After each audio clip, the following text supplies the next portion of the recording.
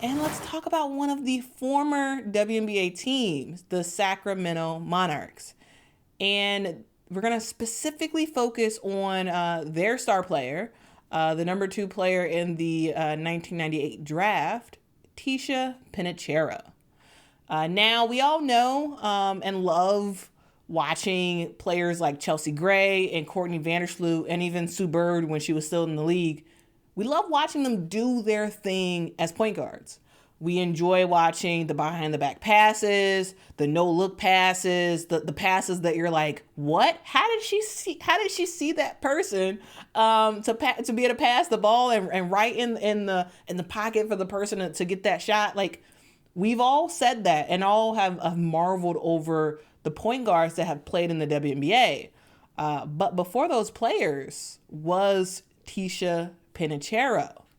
Ticha Penicheiro was an elite facilitator in the WNBA and just truly a phenomenal player and just seemed to be a great human being as well.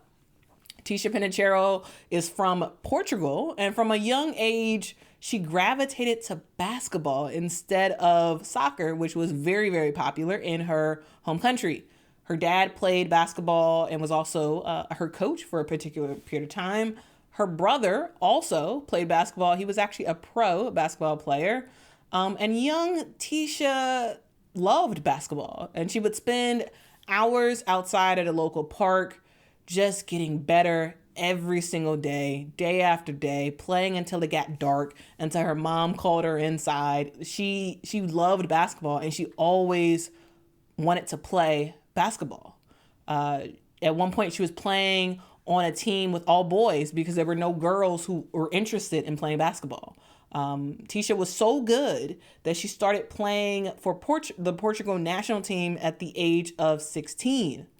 And a chance encounter that she had with American player Allison Green ended up leading Ticha to attend Old Dominion, a school that she'd never heard of before that time. When I was 16, so it's like 1992, we were playing in the professional league in Portugal, and this lady that at the time she graduated from Dartmouth and she went to play professional in Portugal. Her name is Allison Green. And after the game, she came up to me and she was like, "Oh my God, you're so good. Like, you need to go to the States." I was like, "I want to. I just don't know how to go about it." And she was just like, "Okay, give me your number." So 2 years later, she became the assistant coach at Old Dominion. So she told the coaches, "You guys have to go to Portugal and, and recruit this girl. Like, she's and good." That's how Old Dominion. That's what I was gonna say. How did that come into play? Like, that's crazy. It's crazy. If she would have became an assistant coach somewhere else, I probably would have gone there. So that was that. She traveled 4,000 miles away from home and balled out for the Old Dominion Lady Monarchs. There she won CAA's Player of the Year award twice. She was a 2-time Kodak All-American in 1997 and 1998. She won the Wade Trophy as well and led her team to the 1997 NCAA championship game. And when her career was over at Old Dominion, she left as the all-time steals leader, as well as the second all-time in assists. And she was just a great player in college. And when it came time for her to leave college, the WNBA came about at the right time. I think the first thing I thought was like, I wonder if I can play in it, if I'm good enough to play in it, right? And spoiler alert, Ticha was good enough. Ticha was drafted with the second pick in the 1998 draft to the Sacramento Monarchs. And surprise, surprise, she knew where she was going before the draft was announced. So we were in this studio in New Jersey, and they were like, "You going to Utah? You going to Sacramento?" So we already knew, but then it was like, so when the cameras start rolling and we call your name, just act surprised. So I remember being like, "Oh, I'm going to Sacramento." So this is how much he has evolved. Now he's live on TV, and there's red carpet. The real reactions yeah, now. but that was cool. Yeah, so times have definitely changed because now players do not know where they're getting drafted, or at least we think they don't know where they're getting drafted. So then, from then on, Ticha was still a Monarch. She went from being a lady Monarch to just a regular Monarch. now in Sacramento. And she then goes on to have a phenomenal career. She becomes the first player in WNBA history to record 2,000 assists. She was named to the all-decade team for the WNBA.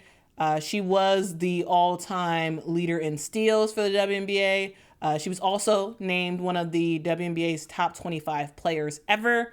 And during her time with the Monarchs, she led her team to a WNBA championship in 2005. She played for the Monarchs from 1998 till the team folded in 2009. Yeah, I was actually in the practice facility, so it was the off season. It was like around November. It was right before Thanksgiving, and I had surgery on my thumb, so I was just recovering, and I just finished working out. I go back to my locker, and I have a message from like one of the ladies that work for us, and she was like, "Ticha, call me when you get this." And I'm like, so I call, and she was just like, "Hey, I have something to tell you. Like, the Maloofs decided that, the owners decided they don't want to have the team anymore, so we about to fold." And I'm like, "What?" Like, what does that mean? I'm like, "Nah." So, and then the process is, so it did happen, and then this is November, so the next season we have to wait until April or May. If you were not under contract, which I was not, then I'm a free agent right away.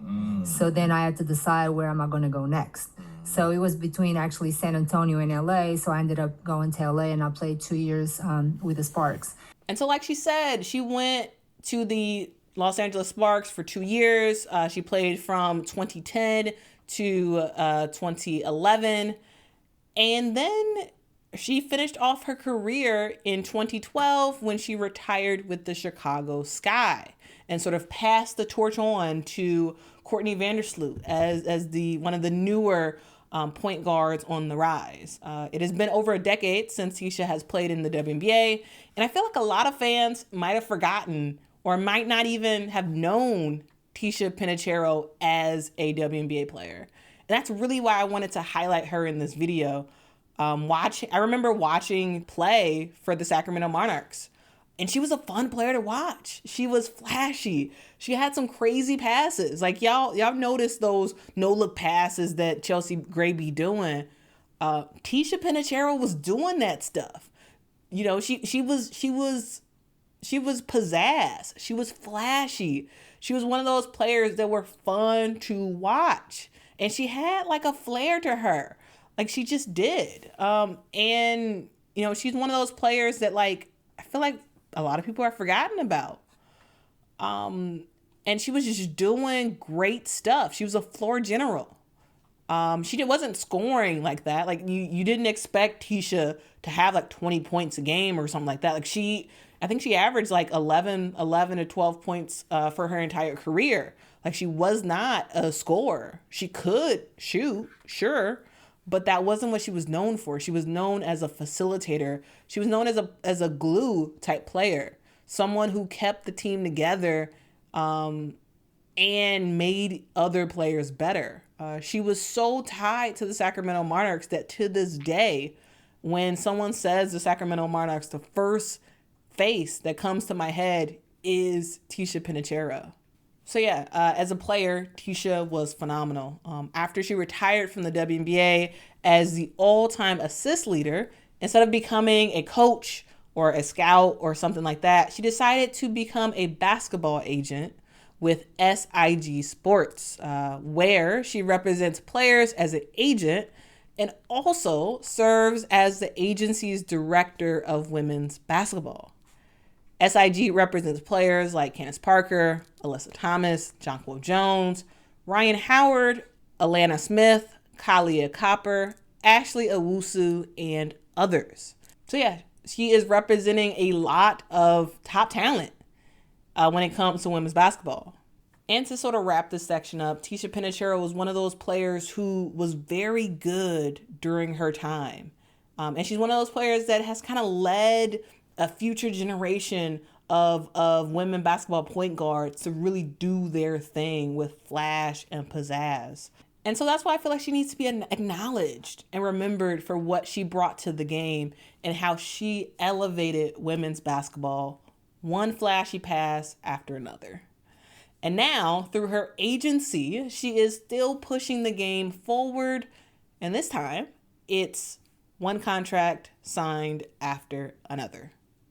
All right, so guys, that is the spiel about Ticha Penicheiro. Of course, there's way more to talk about her and her career and just sort of her trajectory in life and just sort of reminiscing on how phenomenal of a player she really was. Now, I want you all to know where I got these clips that I featured. I got them from the Knuckleheads podcast by the Players Tribune. I really, really love this episode with Ticha Penicheiro. I will actually link that full episode in the description below. Now I'm telling y'all, like, this episode is a great 45-minute conversation that y'all can listen to. Y'all can either watch the video on YouTube or, like I said, it's a podcast, so you can listen to it wherever you get your podcasts. I highly recommend it. It was a great conversation, and I was able to learn a lot more about Ticha Penicheiro by watching that conversation. So highly recommend that.